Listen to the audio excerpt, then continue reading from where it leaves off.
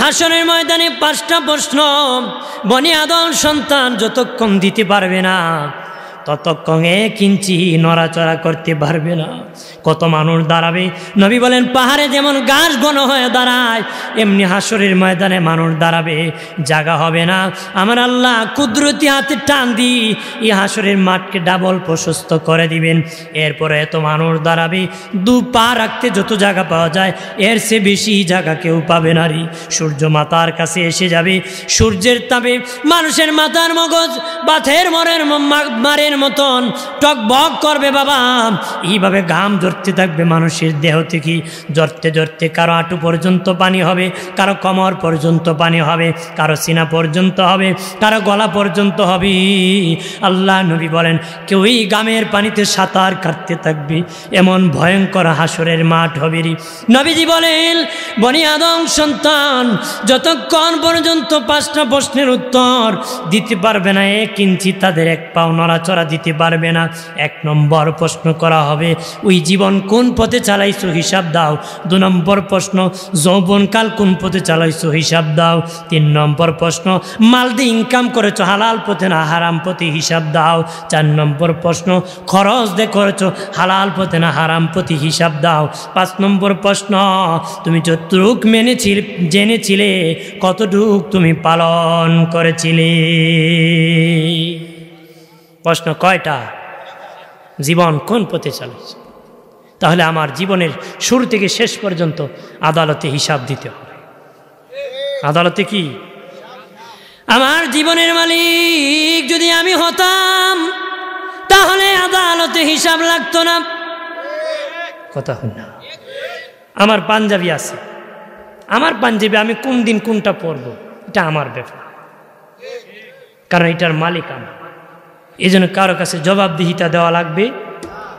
তাহলে জীবনের দিয়ে হিসাব দিতে হবে, তাহলে বোঝা যায় জীবনের মালিক তো আমি না। যদি আমি হতাম তাহলে আদালতে হিসাব দেওয়া লাগতো।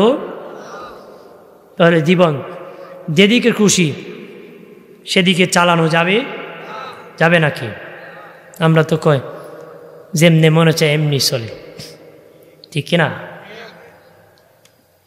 2 নম্বর বাবা আল্লাহ বলবেন যৌবন কাল কোন পথে চালাইছ। শিশুকালের মূল্য নাই, বুড়া কালের মূল্য নাই, আল্লাহর কাছে যৌবন কালের বড় মূল্য আছে রে। যৌবন কালে কি মূল্য বেশি। যৌবন কালের সেজদায় জমিন কাঁপবে, যৌবন কালের সেজদা আল্লাহ বেশি খুশি হয়। কথা কন না, ঠিক কিনা বলে? এই জন্য আমার আল্লাহ বলবেন যৌবন কাল কোন পথে চালাইছ, অথচ আমার জীবন কোন পথে চালাইছি এটার ভিতরে যৌবন কাল এসে যায়। যৌবন কালটা তো জীবনের ভিতরে, কিন্তু আমার আল্লাহ কাজ করিয়া আবার যৌবন কালের হিসাবটা নিবে রে। ওরে যুবক, শক্তি পাইয়া বাহাদুরি করিও না, যেখানে মন ধরে ঘুরায়ও না। তোমার মতন কত যুবকের গাছে আম গাছ উঠে গেছে, মানুষ ঢিল মেরে মেরে আম খাইতেছে রে, খাইতেছে না। 3 নম্বর আল্লাহ বলবেন রে বান্দা বান্দি বলো রে, মাল দিয়ে ইনকাম করেছো হালাল পথে না হারাম পথে হিসাব দাও। এখন যদি বেটা চুরি চামচামি দুর্নীতি ঘুষ খায়া যদি স্বভাব চুরুইয়া সম্পদ জোড়ায়, আপনার আদালতে হিসাব দিতে পারবো? আপনার অভাব চোর আর স্বভাব চোর চিনুননি? চিনতুন না। যারা আমরা দেশে গাতা চুরি করে, গরু চুরি করে, মোবাইল চুরি করে, এরা হইল অভাব চোর। আর যারা রাষ্ট্র দায়িত্ব দিয়েছে, সরকারি বেতন পাইতেছে, ফাইল টাকায় ঘুষ খায়, এরা হইল স্বভাব চোর। এরা অভাবে খায় না, স্বভাবে খায়, খাইসলতে।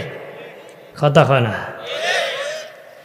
যারা বাবাজি হারাম ইনকাম করে চুরি, আদালতের মামলায় ধরা পড়ে যাবা, আদালতের মামলায় ধরা পড়লে জাহান্নামে চলে যেতে হবে রে। অনেকে আছে বাবাজি হালাল পথে ইনকাম করে ঠিক, কিন্তু খরচ আবার হারাম পথে করে, যাত্রায় দেয় বাবাজি, কষ্ট করে ইনকাম করেছে, মদ পান করে, বাবা পান করে, গানে দেয়, হারাম কাছে খরচ করে। এই জন্য আবার আল্লাহ খুঁজি গাইব, আরে বান্দা বান্দি খরচ যে করেছ হালাল পথে না হারাম পথে তোমরা হিসাব দাও। যারা হারাম পথে খরচ করেছে তারা হিসাব দিতে পারবে না, আদালতে মামলায় ধরা খেয়ে যাবে। 5 নম্বর আল্লাহ বলবেন, তোমরা যতটুক জেনেছিলে কতটুক পালন করেছিলে, কে না জানে বাবা সুদ খাওয়া হারাম, অথচ অনেকেই সুদের সাথে জড়িত। কেন জানে নামাজ না পড়লে গুনাহ হবে? কয়জন নামাজ পড়ে? কথা হয় না বেটা, জানে মানে কথা হয় না, জানিও যে মানে না, ধরা খেয়ে যাবে বাবাজি, আদালতে ধরা পড়ে যাবে। আল্লাহ রাব্বুল আলামিন 2 ব্যক্তিকে টার্গেট করে বলবেন, তোমরা 2 জন জাহান্নামে চলে যাও। ময়দানে হাসরে একটা লোক দৌড় মারবে, আর একটা লোক আস্তে আস্তে যাবে। আল্লাহ দুটাকে আবার ফিরাবে, যেটা দৌড় মারবে তারে বলবে, কি জন্য রে তুই জাহান্নামের দিকে এমন দৌড় মারলি? সে বলবে, আল্লাহ ও মালিক, দুনিয়ায় অনেক হুকুম করেছো, তোমার কোনো হুকুম পালন করি নাই। আজকে যেহেতু প্রকাশ্যে তুমি হুকুম করেছো, ভাবলাম আজকে হুকুমটা পালন করতে দেরি করব না, এই জন্য হুকুমটা দ্রুত কার্যকর করতে আমি জাহান্নামের দিকে দৌড় মারছি। আর ওই ব্যক্তিকে ডেকে বলবেন, বান্দা রে, রে বান্দা, কি জন্য তুই বারবার আস্তে আস্তে গেলে রে? সে বলবে, আল্লাহ মাহফিলে গিয়েছি, মসজিদে গিয়েছি, হুজুরদের জবানে শুনেছি তুমি নাকি রহমান, তুমি নাকি রাহিম, তুমি নাকি দয়াবান, তুমি নাকি ইচ্ছা করলে বান্দা বান্দিরে মাফ করে দিতে পারো, বান্দা বান্দিকে মাফ করে দিতে পারো। এই জন্য জাহান্নামে যাওয়ার পথে তোমার দয়ার কথা ভুলি নাই, বারবার বেহার মতন তাকাইছি, তুমি নি মাফ করে দাও। আল্লাহকে জাহান্নামে যাওয়ার পথে আমার কথা বলোস নাই, আমি আল্লাহ তোদের দুটাকে ক্ষমা করে জান্নাত দিয়ে দিছি। ও বাবাজি, হাসরের মাঠে মিজানের পাল্লার কাছে যখন নেকি বদি ওজন হবে রে, একটা লোকের মিজানের পাল্লায় একটা নেকি বাকি থাকবে রে। একটা নেকি যদি বেশি হইতো তার জান্নাতের টিকিট হয়ে যেত। কত মানুষ মিজানের পাল্লা আফসোস করবে, আল্লাহ ফেরেশতারা বলবে, বান্দা তুমি যদি একবার দুনিয়া সুবহানাল্লাহ কইতা তাহলে আজকে তোমার মিজানের পাল্লা বাড়ি হয়ে যেত। তখন সে আফসোস করে বলল, আল্লাহ আগে যদি জানতাম কতবার সুবহানাল্লাহ পড়তাম, জীবনভর শুধু সুবহানাল্লাহ বলতাম, ও আল্লাহ আগে জানতাম না ওই ব্যক্তির একটা নেকি বাকি থাকবি। আল্লাহকে বলবে, আল্লাহ আমাকে একটু সুযোগ যদি দিতাম, আমি হাসরের মাঠটা ঘুরিয়া দেখতাম, কেউ নি আমাকে একটা নেকি দেয়। আল্লাহ বলবে, রে বান্দা যাও, সুযোগ দিয়ে দিলাম, তুমি ঘুরে দেখো তোমাকে নি কেউ একটা নেকি দেয়। সে ঘুরতে ঘুরতে ঘুরতে ঘুরতে বাবাজি কেউ নেকি দিবে না। বাপরে দেখলে ছেলে ফলাবে, ছেলে দেখলে বাপ ফলাবে, মা দেখলে মেয়ে ফলাবে, মেয়ে দেখলে মা ফলাবে, ফলাবেতে ফলাবে। করোনার সময় বুঝা গেছে কেমনে দে ফলায়। স্বামী লন্ডন থেকে বলেছি, বিবি আসতেছি, বিবিকে আস্তে আস্তে মরি, আসতে হয়তো বা করোনার পরেই আসতে ভালো ছিল, এখন তো আইসা আমারে মারবা। বিবি গাটুরি নিয়ে বাবার বাড়ি ফলাইছে, স্বামী আসবে বলে শুনেরি। আরে যুবক, কার জন্য কি কামাই করবি? এ বাবাজি, কার জন্য কি ইনকাম করবি? কেউ তোর সঙ্গী হবে না, সেদিন তারে দেখে সবাই ফলাবে। একটা লোককে জাহান্নামের ফেরেশতারা বেরি লাগাইয়া জাহান্নামের দিকে হেসকা টান দিয়া নিতেছে। ওই জাহান্নামে লোকটা দেখবে ওই একটা নেকির জন্য যে ঘুরতেছে, সে ঘেমে গেছে হাসরের মাঠে। বলবে, ভাই কি জন্য দৌড়াইতেছ? তোমার কাছে বলে লাভ নাই, কত লোকের কাছে বলেছে কোনো লাভ হয় নাই। সে বলে, ভাই বলে দেখো রে ফায়দা হতে পারে। সে নেকি বলে, আরে ভাই মিজানের পাল্লার কাছে নেকি বুদ্ধি ওজন হয়েছে, আমার একটা নেকি হলে মিজানের পাল্লা ভারী হয়ে যাবে। আমি জান্নাতি হয়ে যাব, আমি বেহেশতি হয়ে যাব। ওই জাহান্নামী লোকটা বলবে, ভাই আমার আমলনামায় শুধু গুনার গুনাহ, একটা নেকি মাত্র আছে, কোনো নেকি নাই, শুধু একটা নেকি আছে। তুমি একটা নেকি হলে জান্নাতে চলে যাবা, আর আমি জীবনে একটা নেকি দিয়ে জান্নাতে যেতে পারবো না। ভাই, আমার একজন ভাই একটা নেকি পেলে এত বড় উপকার হবে, যাও আমার ওই একটা নেকি তোমারে দান করে দিছি। ওই লোক একটা নেকি নিয়ে আল্লাহকে বলবে, মালিক আমাকে তো একজন নেকি দিয়ে দিছি। তখন আল্লাহ বলবেন, এই ময়দানে আমি হলাম বড় দয়ালু, আমি দয়া করব, আমি জান্নাত দিব। কে রে তোরে এত বড় দয়া করলো এই ময়দানে, যেখানে নবী রাসূলগণ পর্যন্ত ভয়তে কাতরাইতেছে, ভয় পেতেছে। কে রে তোরে এত বড় নেকিটা দিয়ে দিল? সে বলবে, একটা লোক জাহান্নামে যেতেছে, বেরি বাঁধছে। আল্লাহ বলেন, ফিরিস্তা তারে ধরিয়া আমার কাছে আনো রে, তারে নেওয়া হবে। জিজ্ঞাসা করবেন, তুমি কি জন্য দিয়ে দিলা? সে বলবে, আল্লাহ ও মালিক, আমার তো একটা নেকি, আর কোনো নেকি নাই। মালিক গো, আমার একটা নেকি দিয়ে তো আমি জান্নাতে যেতে পারবো না। আমি দেখলাম এই নেকি হলে আমার ভাই উপকৃত হয়, আমি তো কোনোদিনই নেকি দিয়ে লাভ হবে না, এই জন্য আমার ভাইরে উপকার করার জন্য দান করে দিছি। আল্লাহ বলবেন, রে ফেরেশতারা, ফেরেশতারা তোরা সাক্ষী থাক, আমার বান্দা বিপদের সময় আমার বান্দার এত বড় উপকার করেছে, তার সামান্য নেকির থেকে, সামান্য তার রহমত থেকে চিঠি সে দান করে দিছে। আমার রহমতের জরিয়া ভরপুর, আমি দিতে পারবো না, এটা হতে পারে না। তোরা সাক্ষী থাক, আমি তারে দুইজনকে মাফ করে দিছি। ইবাদতির বাহাদুরি দেখে জান্নাত পাওয়া যাবে, আল্লাহ যদি দয়া না করে। আপনি যদি হাসরের মাঠে কোন, আল্লাহ আমি 70 বছর জামাত পড়ছি, এর বিনিময়ে জান্নাত দাও। আল্লাহ যদি সকালবেলা রুটি খাই দিয়ে পানি খাইছিলে কেমন লাগছিল? কব ভেরি টেস্টি, খুব ভালো লাগছিল। আল্লাহ কব পানি না হইলে রুটি মুটি আটকা যাইতো, গিরু লাইগে মরে যাইতাম। আল্লাহ কয়, এর বিনিময়ে 70 বছরের জামাত শেষ, এখন কি আছে দে। এক ব্যক্তিকে আমার আল্লাহ বলবেন, আমার দয়ায় তুমি জান্নাতে যাও। সে বলবে, আল্লাহ তোমার দয়া কেন জান্নাতে যাব? আমি তো সারা জীবন ইবাদত করেছি, গোলামি করেছি, আমি আমার ইবাদতের বিনিময়ে জান্নাতে যাব। আল্লাহ ফেরেশতাকে বলবেন, তাকে ধরিয়া হেসরে হেসরে জাহান্নামের দিকে তোমরা নিয়ে যাও। জাহান্নামের দিকে যখন না হবে, তখন বাবাজি তার পানি জাহান্নামের আগুনের তাপে তার পানির পিপাসা হবে। সে বলবে, ফেরেশতা একটু পানির ব্যবস্থা করো রে, আমি আর পানির যন্ত্রণায় বাঁচতে পারতেছি না। ফেরেশতারা বলবে, তোমাকে পানি দিতে পারি, তোমার গোটা জীবনের নেকি দিলে পানি দিয়ে দিব। সে খুব, আমার জীবন তো বাঁচত না পানি না খেলে, যে সব নেকি দিলাইছি, আমার পানি দিয়ে তাড়াতাড়ি খেলে। তখন আবার আল্লাহর কাছে নেওয়া হইব। আল্লাহ কব, এখন তোর কি নেকি আছে দে। হে কব, আল্লাহ আমার কিছু নেই, তুমি যদি দয়া না করো। সুবহানাল্লাহ কন্যা, আল্লাহ এক গ্লাস পানি খেয়ে সব দিয়ে দিয়েছে, আমার আর কিছু না, তুমি যদি দয়া না করো। মারহাবা বলি, ধরে বলি, দয়া করতে হবে। আমরা দেশে অনেকে আছে, এর ছাড়তাম না, দৌড়মু, কই দৌড়মু, আসলে দিন মিলে দৌড়বো। আল্লাহ কই, তুই আমার বান্দারে ধরবে, আমিও তোরে ধরবো। তুমি বান্দার জন্য যত কঠিন, আল্লাহ তোমার জন্য তত কঠিন। তুমি যখন কোনো বান্দাকে ক্ষমা করে দিবা, মানুষ মরে গেলে মানুষ বলে ছাড়বো না, ধর্ম বলবো, আল্লাহ আমি এরে মাফ করে দিছি, তুমি আমারে মাফ করে দিও। আল্লাহ কয়ে, ফেরেশতা এরে মাফ করে দিলা, মাফ করে তা আমার গুণ, এ কেমনে নে? আল্লাহ কয়ে, হেরে আমার গুণ নিয়ে যায়, তোরা সাক্ষী থাকে, এর তো বড় দয়া, আমি হেরও মাফ করে দিছি। জোরে কও, কাউরে আটকানোর চিন্তা করবেন না, সক্কা খাবেন। কি খাবে? কারণ পরিচয় না জানিয়ে যদি পিছনে ধরেন, ধোকা খাবেন না।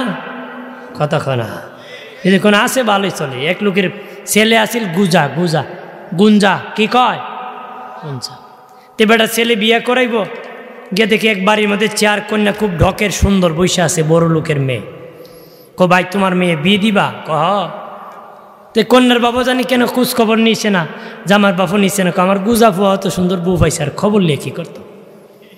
তে বিয়ের দিন বিয়ে যখন গেছে জামার বাপে গান গায়, জিত্তা গেল গুঞ্জা ফুয়া, জিত্তা গেল গুঞ্জা ফুয়া।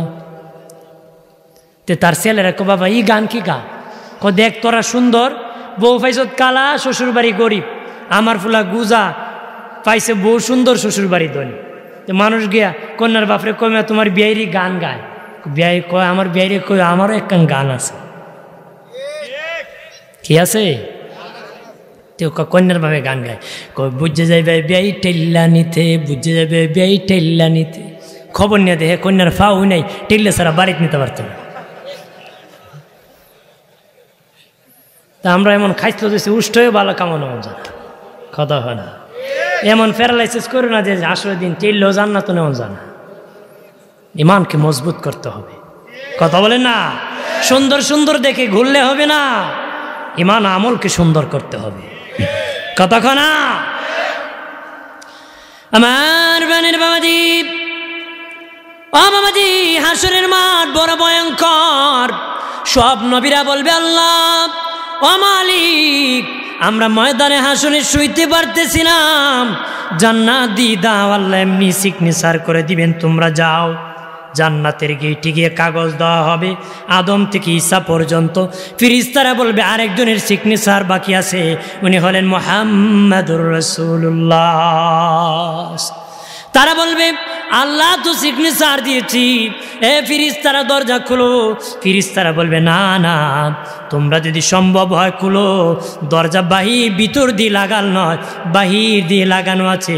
দেখো বাহির একটা তালা মারা আছে, তোমরা খুলে নাও, এই তালার চাবি আখিরি নবীর হাতে। ভেজাল করবো ফেরেশতাদের সাথে, যা আল্লাহ দিছে খুলবা না কেন, খুলো তোমরা। ফেরেশতারা খুব আমাদের কাছে তো ভিতরে খোলার কিছু নেই, তোমরা খুলে ঢুকো। ঢুকবো কেন, চাবি কই? চাবি তো রহমতের নবীর কাছে আছে। তারা সব নবীরা দৌড়াইয়া মিজানের পাল্লার কাছে যাবি, যাই দেখি ইমাম হাসান হুসেইন মিজানের পাল্লার কাছে দাঁড়িয়ে আছে। ইমাম হাসান হুসেইনকে বলবে তোমাদের নানা কই, তোমাদের নানা কই? জানি না নানা কই আছে।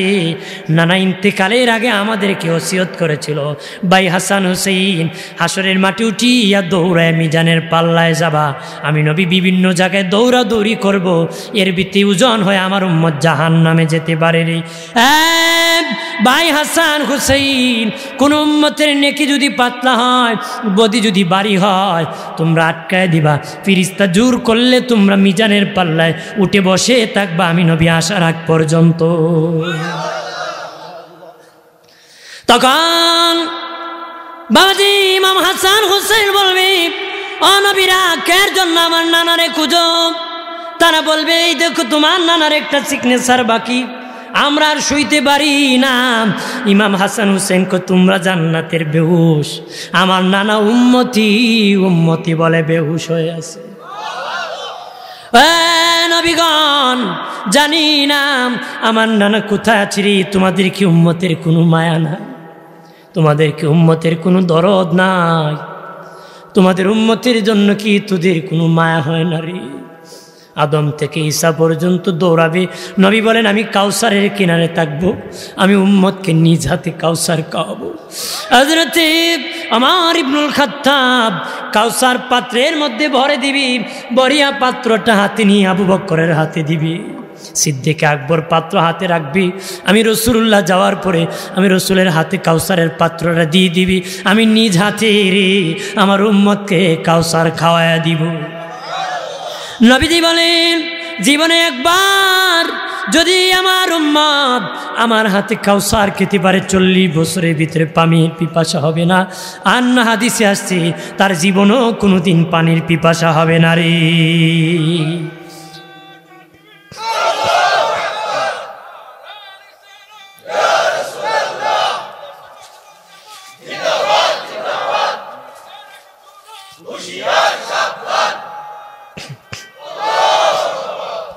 মারহাবা কন জোরে ক। গভীর রজনীতে এক কোনাত আমার ভাই জিন্দা হইছে। মারহাবা ক জোরে ক। আপনার কি কইতে কইতে মুখে ব্যথা হইতেছে নাকি? হ্যাঁ ব্যথা হইতেছে না তো? আমি এক জায়গায় 2 ঘন্টার উপরে কথা কইছি, বিশাল মানুষ আছিল, মানুষ এমন বের দিছে কোনা আর না আধা ঘন্টা না করে নামতে পারতাম না। এসে আমি কইলাম আমি কি 600 রট না কিনি আরও কইতাম।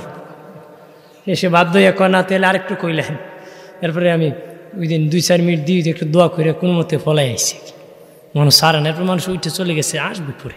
হাজিরিন, ফরিদি সাহেব এসে যাবেন, আমি যেখানে বক্তব্য সেখানে উনি আসতেছে, বক্তব্য ছিল ওইখান থেকে ব্যাক করে কয়েক মিনিট ঢুকে যাবে। মারহাবা বলি, জি কয়েক মিনিটে উনি ঢুকে যাবে। মারহাবা বলি।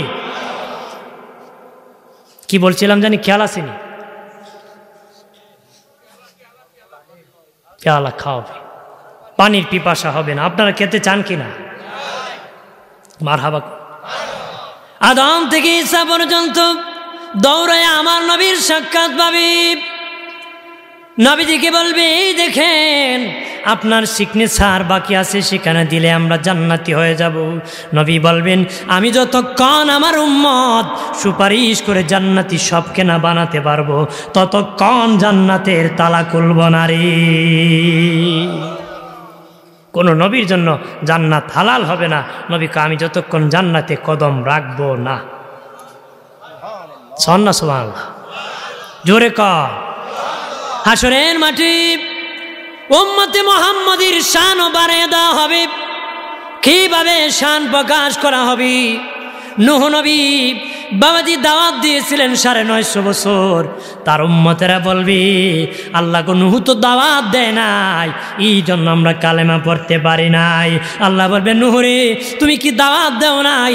নূহ নবী আল্লাহ তুমি তো জানো দাওয়াত দিয়েছি 950 বছর। তারপর আমি সফিনা নৌকা বানাইছি, কিস্তি বানাইছি, সেখানে ও আল্লাহ তুমি বন্যা দিয়েছো। এখন তারা বলে আমি কি দাওয়াত দেই নাই? আল্লাহ কো আমি জানি, তবে নূহ সাক্ষী ছাড়া আদালত চলবে না রে। আদালত সাক্ষী ছাড়া গায়ের জোরে চলে, যদিও আমরা দেশও চলে। কথা হয় না, টাকা দিলে কত সাক্ষী বেড়ে হবে। আমি ওহি পাইছি এবার হে হে হে আমার বানের বাবাজি। তখন আল্লাহ বলবে নূহ রে রে নূহ তোমার সাক্ষী কে? নূহ নবী বলবে আমার সাক্ষী উম্মতে মুহাম্মদী। আপনিও নূহ নবীর সাক্ষী, হুজুরও সাক্ষী, আমিও সাক্ষী। আমরা সবাই নূহ নবীর সাক্ষী হব সেদিন।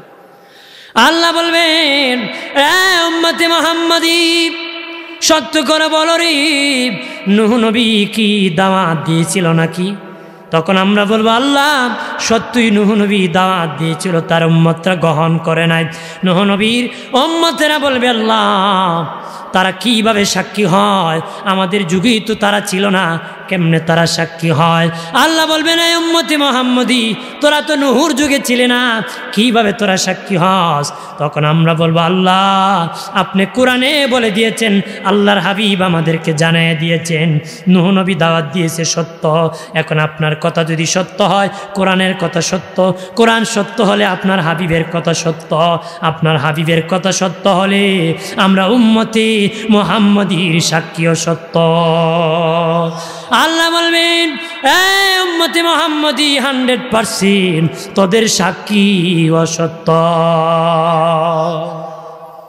আমাদের সাক্ষী হবে কি? সত্য।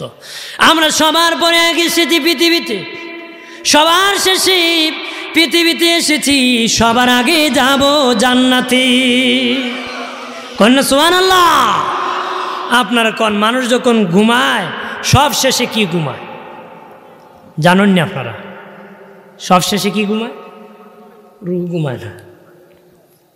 মানুষ যখন ঘুমায় চোখ মুজে মুজে হাতটা এইভাবে নাড়ে বাতাস করে, তার মানে চোখ ঘুমাইছে বাড়ার হাত ঘুমাইছে না। একটু পরে দেখবেন বাবাজি হাতটাও ছেড়ে দিছে। সকালবেলা তোরা কি গল্প করছো আমি শুনছি, তুই না ঘুমিয়েছিলে, ঘুমাইলো কান ঘুমাইছে না। না মানুষ যখন ঘুমায় সব শেষে কান ঘুমায়, সব শেষে কান ঘুমায় বাবাজি। মুয়াজ্জিন যখন ফজরে আজান দেয় মসজিদে, বলেন রে সবার আগে ঘুম থেকে কে উঠে? কান উঠে। সবার শেষে ঘুমায় কান, সবার আগে উঠে। ঠিক তেমনি ভাবি কান যেমন সবার শেষে ঘুমায়, সবার আগে উঠি, আমরা উম্মতে মুহাম্মদী সবার শেষে আসছি, সবার আগে যাব জান্নাতে। সবার আগে কি কেউ আমাদেরকে আটকাতে পারবে না। আমরা পাওয়ার বেশি, পাওয়ারফুল নবীর উম্মত। কথা কানা, যেখানে কোনো নবী পাত্তা পাবে না আমার নবীর সাথে, সেখানে তার উম্মতেরও পাওয়ার থাকবে, মিছিল সহকারে জান্নাতে যাবে। মারহাবা ক ভাইরা আমার, খেয়াল করেন ভালো করে। তবে ময়দানে সবাই উলঙ্গ দাঁড়াবে। নবীরা উলঙ্গ, সাহাবীরা উলঙ্গ, ওলি আল্লাহরা উলঙ্গ, নারী পুরুষ যারা আছে এখানে আমরা যারা আছি সবাই উলঙ্গ দাঁড়াবে, উলঙ্গ উলঙ্গ। শুনিয়া আম্মা জান আয়েশা বিনায়া বিনায়া চোখের পানি ছেড়ে কান্দে, নবীজি আমি আয়েশা বড় লজ্জা লাগতেছে গো, সেদিন কেমনে আমি উলঙ্গ দাঁড়াবো গো। অগো মায়ের নবীজি, আমি কিভাবে উলঙ্গ দাঁড়াবো যেদিন সবাই উলঙ্গ দাঁড়াবে? নবীজি বলেন, আয়েশা লজ্জাবোধ করিও না, যেদিন সবাই উলঙ্গ দাঁড়াবে, নবী রাসূলগণ উলঙ্গ দাঁড়াবে, সাহাবীরা ওলি আল্লাহরা সবাই উলঙ্গ দাঁড়াবে, হুজুর কিভাবে আমি লজ্জায় শরম। নবী আয়েশা কেউ কারো দিকে তাকাইবার সময় পাবে না রে, নিজেরা নিজেদের আমল নিয়ে পেরেশানিতে থাকবি, সেদিন কারো দিকে কেউ তাকাবার সময় পাবে না। 50,000 বছর চলে যাবে, কেউ কারো দিকে তাকাইতে পারবে না রে। মা আয়েশা বলে, নবীজি নবী যেদিন সবাই উলঙ্গ দাঁড়াবি, আপনি রাসূল নাকি উলঙ্গ দাঁড়াবেন? নবীজি বলেন, না না রে আয়েশা, যেদিন সবাই উলঙ্গ দাঁড়াবি একমাত্র আমি রাসূলুল্লাহ উলঙ্গ দাঁড়াবো না রে। মায়েশা বলে, নবীজি কি পরে আপনি দাঁড়াবেন? নবী আমি হায়াতুন নবী, আমার কাফনের কাপড় হায়াতের কাপড়, ইসরাফিল বাঁশি বাজালি আমার কাফনের কাপড় সহ আমি দাঁড়ায়া যাব। মায়েশা বলেন, নবীজি ও মায়ের নবী, হাসরের ময়দানে জান্নাতি পোশাক কাকে দেওয়া হবে, কে প্রথম পড়বে? নবী সর্বপ্রথম আমি রাসূলুল্লাহকে জান্নাতি পোশাক দেওয়া হবে। তবে রে আয়েশা, আমি রাসূল প্রথম পরব না, প্রথম জান্নাতি পোশাক ইব্রাহিম খলিলুল্লাহকে পরানো হবে। কেন পরানো হবে জানুনি? ইব্রাহিম নবীকে নমরুদ যেদিন আগুনে ফেলবি, তখন বাবা মেনজিক বসাইছে, চরক গাছ বসাইছে, আগুনে ফেলে দিবি, তখন ফিরিস্তারা চরক গাছে মেনজিকে ধরে বসে আছে, নড়াতে পারতেছে না। তখন শয়তান বুড়া দরবেশের সুরত ধরে নমরুদ এই মুহূর্তে সেখানে উলঙ্গ নারী নাচে দাও, ইব্রাহিমকে উলঙ্গ করে দাও, তাহলে ফিরিস্তারা চলে যাবে। উলঙ্গ দেখলে ফিরিস্তারা থাকে না। আমার দেশের আপ্পেন মার্কা যখন পথে ঘোরায়, তার সাথে রহমত থাকে না। কথা বলেন ঠিক কিনা? আর যদি বাবা রাত্রে ঘুমাওরে আপেন পরে মনে হয় ইমানও নসিব হবে না রে, কারণ কবিরা গুনাহ চলমান আছে, এই জন্য কবিরা গুনাহ করা যাবে না রে। আল হায়াউ শুবাতুল মিনাল ঈমান, যার শরম নাই, ঈমান হলো লজ্জা, শরম হলো ঈমানের অঙ্গ, যার শরম নাই তার ঈমান নাই, লজ্জাবোধ রাখা দরকার রে। এ প্রাণের সুন্নি জনতা ভালো করে শুনে নাও, অমুসলিম জনতা, বাবাজি ইব্রাহিম নবীকে তখন নমরুদ অর্ডার করলো, ইব্রাহিমকে তোমরা উলঙ্গ করো। কেউ রাজি না ইব্রাহিমকে উলঙ্গ করতি। আজর ঠাকুর ইব্রাহিম নবীর লালন পালনকারী পিতা, ওই নমরুদ আমি তো ধরে নিয়েছি, দিয়ে দিয়েছি আপনার কাছে, আমি তাকে উলঙ্গ করব। আজর যখন উলঙ্গ করতে চায়, ইব্রাহিম নবীর হাতে পেয়ে শিকল বেরি লাগানো আছে, বাবার পায়ে ধরে বলতে চায়, বাবা আমাকে মানুষের সামনে লজ্জা দিও না। প্রাণের বাবাজি আজর মানে নাই, জোর করিয়া ইব্রাহিম নবীর পোশাক টানিয়া টানিয়া যখন খুলে ফেলেছে, আল্লাহ বলেন জিবরিল যাও যাও ইব্রাহিমকে জান্নাতি জুব্বা পরায়া দাও। আর বলে ইব্রাহিম তুমি কাপড় ছেড়ে দিয়েছো, আমি আল্লাহকে ছাড়ো নাই, তোমাকে অসম্মান করেছে কিন্তু আমাকে তুমি ভুলো নাই। ইব্রাহিম রে, কিয়ামতের দিন সবার সামনে আনুষ্ঠানিকভাবে তোমাকে আমি কাপড় পরাবো। এই জন্য ইব্রাহিম নবীকে হাসরের মাঠে সর্বপ্রথম আনুষ্ঠানিকভাবে কাপড় পরানো হবে। সুবহানাল্লাহ। আমার প্রাণের বাবাজি, নবীর কাছে সবাই যখন যাবে, আল্লাহর নবী সেজদায় পড়ে যাবেন, কান্নায় ভেঙ্গে পড়ে যাবেন। নবীজি এমন সেজদা দিবেন, পৃথিবীর সব নবী রাসূলগণের সেজদা যদি এক পাল্লায় ওঠানো হয়, আমার দিনে নবীর সেই দিনের সেজদার সমান হবে না রে। নবীজি এমন কান্না দিবেন, পৃথিবীর সবার কান্না যদি এক পাল্লা উঠানো হয়, আদম নবীর 350 বছরের কন্দন সহ এক পাল্লা উঠানো হলে হাসরের মাঠে নবী যে কান্না দিবে, ওই কান্নার সমান হবে না রে। নবীকে মাকাম মাহমুদে বসানো হবে। মাকাম মানে জায়গা, মাহমুদা মানে প্রশংসিত। তাফসির রুহুল মানিতে আল্লামা আলুসি বাগদাদি হানাফি রহমতুল্লাহ আলাইহি বলেন, মাকাম এমন একটি জায়গা যেটা হলো আমার আল্লাহর কুদরতি কন্যা। সুবহানাল্লাহ। আল্লাহ কখন কোলে উঠাইবে জাননি? ছেলে যখন কাটে মা কোলে উঠায়, বাবা কোলে উঠায়, দাদা কোলে, ভাই কোলে উঠায়। নবী উম্মতি উম্মতি বলে যখন কাঁদবেরি, আল্লাহ তখন কুদরতি কোলে উঠায় বলবে, হাবিব কান্না করবেন না, আপনার কান্না সইতেই পারি না, আপনি যাকে খুশি তারে সুপারিশ করেন, তারে খুশি তারে নিয়ে জান্নাতে চলে যা। নবীজি উঠিয়া বলবেন, ও আল্লাহ আমল নামা দেখো গো, যাচাই করা হবে, আমল নামা দেখো। আল্লাহ বলবেন, আমি দেখব না, কারণ আমার রাগ উঠে যাবে, আমার বান্দা রোজা রাখে নাই, দিনের বেলা খাইছে। কথা হয় না? আসে না নেবত্তা, সেহরিও খায়, দুপুরও খায়, ইফতারিও খায়, আসে না? বেটা রোজা না রেখে এক পাপ করছি, ইফতার না করে ডাবল পাপ করতাম না। কারণ আল্লাহ যদি আসরের দিন জিগায়, বেটা তুই কি ইফতারটা করতে পারলে না? এই জন্য বেটা বলে ইফতার করতে গেছে, দুনার ছুটে খুঁজ যাইব, বেটা ইফতার করাইব না আবার। কথা হয় না? এক হুজুর গেছিল এক বেটার বাড়িতে, ইফতারি করতো, গিয়েছে বলে হুজুর কয়, আমি আর রোজা রাখুনি, ইফতার দিয়ে করতাম। জিগা না ইমাম সাহেবরা যে ওই রোজা নিয়ে রাখো, ইফতার দিয়ে করতাম। হুজুর আমার বড় জিগাইন, জীবনের একটা রোজা আমার ভাঙ্গাইতে পারছে। কি জিগাইতো? আমার বড় জিজ্ঞেস করেন, জীবনে একটা রোজা আমার ভাঙ্গাইতে পারছে। তে বেটার ওয়াইফ রে আড়াল থেকে, পর্দার আড়াল থেকে কয়, আপনার স্বামীর নাকি একটা রোজা জীবনে ভাঙ্গাইতে পারছেন না। এখন হুজুর কি কইমু আপনার, তা রাখলেন আমি ভাঙ্গাইতাম। রোজা রাখলেন প্রশ্ন আসতো ভাঙ্গাইতো, তার জীবন তো রাখছুই না।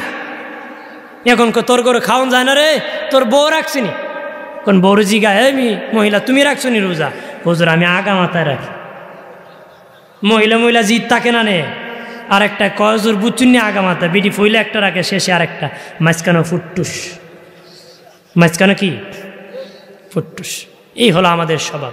আমার বানের বাবাজি, ও বাবাজি, কিয়ামতের দিন রোজাদার যারা হাসরে দাঁড়াবে, আমার আল্লাহ রোজাদারকে ইফতারের দাওয়াত করবে হাসরের মাটি।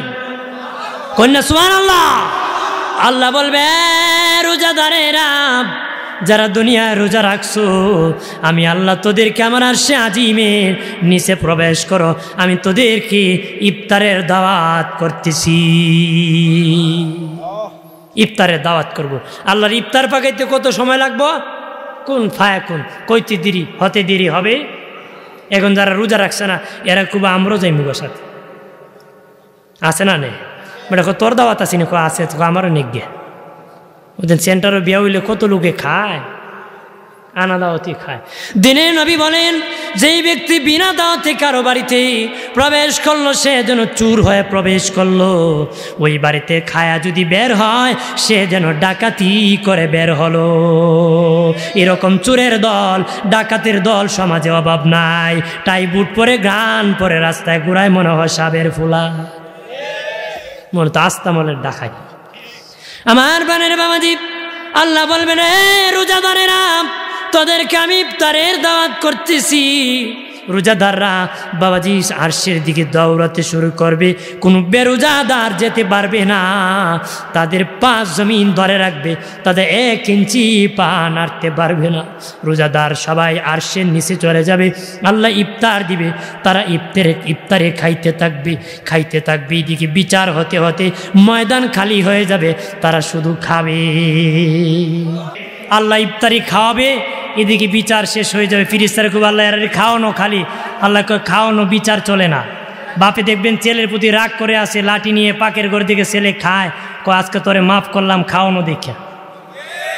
আল্লাহ বলবেন তোদেরকে মাফ করে দিলাম, তোরা খাওয়ানে আসত, তোদেরকে জান্নাত। রোজাদারকে আল্লাহ দিবে কত, যত লাগবে তত দিবে। এজন্য রোজাটা রাখবো তো আমরা, ধরে কর।